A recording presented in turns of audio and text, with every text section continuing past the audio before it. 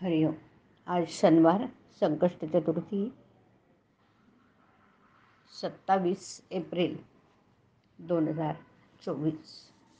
सद्गुरू ब्रह्मचैतन्य गोंदवलेकर महाराज आज आपल्याला प्रवचनातून सांगणार आहेत की नामधारकाने टाळण्याच्या गोष्टी.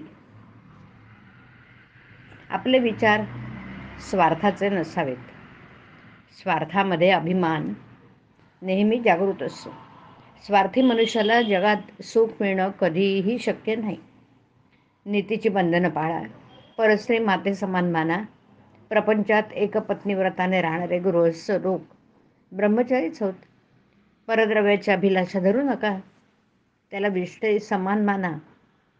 दुसऱ्याच्या पैक्याचा अभिलाष धरण्यात आपला किती घात आहे याची नुसती कल्पनाच केलेली बरी. परस्त्री, परद्रव्य यांच्याप्रमाणेच परनिंदा ही पण अत्यंत त्याज्य गोष्ट आहे. परनिंदेने नकळत आपण आपलाच घात करीत असतो.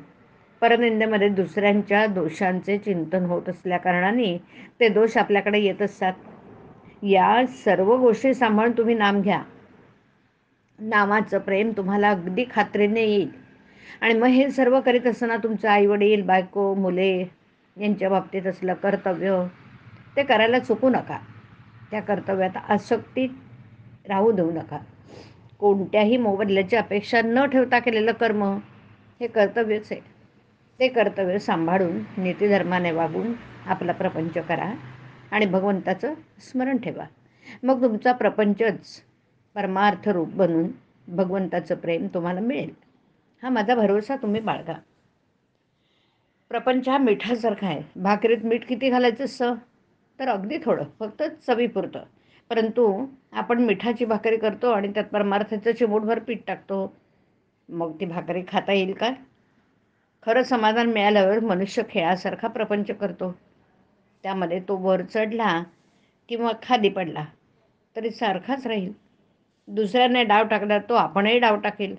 पण डाव हरला किंवा जिंकला तरी त्याला त्याची पर्वा राहणार नाही. प्रपंचात अनेक वस्तू आहेत, पण भगवंताजवळ एकच वस्तू आहे. प्रपंचात कितीही वस्तू आणल्या तरी त्या पुऱ्या पडत नाहीत, कारण एका वस्तूच्या आणण्यामध्येच दुसऱ्या वस्तूच्या आणण्याचं बीज आहे ना. पण भगवंताचं तसं नाही. भगवंताची वस्तू एकदा आणली की पुन्हा ती आणायला नको. समजा एका दुकानात पुष्कळ माल भरलेला आहे, पण आपल्याला पाहिजे ती वस्तू तिथे नाही, म्हणजे आपल्या दृष्टीने तिथे काहीच नाही. त्याचप्रमाणे सर्व प्रकारच्या मानसिक शक्ती असून तिथे भगवंत नसेल तर त्या असून नसून सारख्याच समजाव्यात. परमात्म्याला प्रपंच रूप बनवण्याऐवजी आपण प्रपंचाला परमात्म रूप बनवावा. यातच जन्माचं सार्थक आहे. परमार्थात अहंकार मिसळला की तो प्रपंचच झाला. प्रपंचातला अहंकार दूर झाला की तो परमार्थच. हरिओम. हरिओम तत्सत. हरिओम.